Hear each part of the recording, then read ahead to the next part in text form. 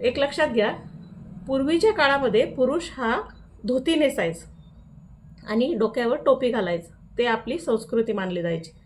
मग मात्र एकूणच धावपळीच्या या काळात त्याला गाडी चालवणं, शेतीकाम करणं, एकाच वेळेला अनेक कामं करणं, प्रवास करणं आणि एकूणच जे काही असेल त्याच्या बदललेल्या राहणीमान जीवनसरणीनुसार त्याला म्हणजे त्याने पॅन्ट शर्ट धोतीच्या ऐवजी पॅन्ट शर्ट घालायला सुरुवात केली.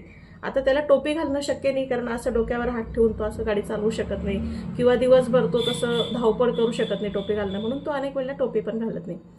मग जसं पुरुष हा पूर्वी धोती आणि टोपी घालायचा आणि आता तो धोती आणि टोपी घालत नाही, हां, जसं त्याने बदलत्या काळानुसार स्वतःच्या पेहरावामध्ये स्वतःच्या गरजेनुसार बदल करून घेतले, अगदी तसंच स्त्रिया पण पूर्वीच्या काळामध्ये साडी नेसायच्या, डोक्यावर पदर घ्यायच्या, पण मात्र नोकरी करताना, धावपळ करताना, अनेक कामं एका वेळेला ती स्त्री करते, घरातली, घराबाहेरची किंवा घरातही अनेक गोष्टी असतात.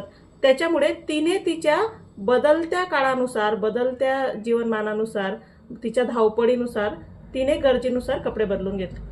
जसा पॅन्ट शर्ट घातलेला पुरुषाला आपण संस्कृती बुडवली असं म्हणू शकत नाही, तसं एखाद्या स्त्रीने जर पदर नसेल घेतला किंवा साडीच्या ऐवजी तिने पंजाबी ड्रेस घातला असेल तर तिने संस्कृती बुडवली वगैरे असं काही नसतं. जे बदल आणि नियम पुरुषाला त्याच्या सोयीनुसार गरजेचे वाटतात, तेच बदल आणि नियम स्त्रियांसाठी पण लागू होतात. त्या पण माणूस आहेत हे लक्षात घ्या.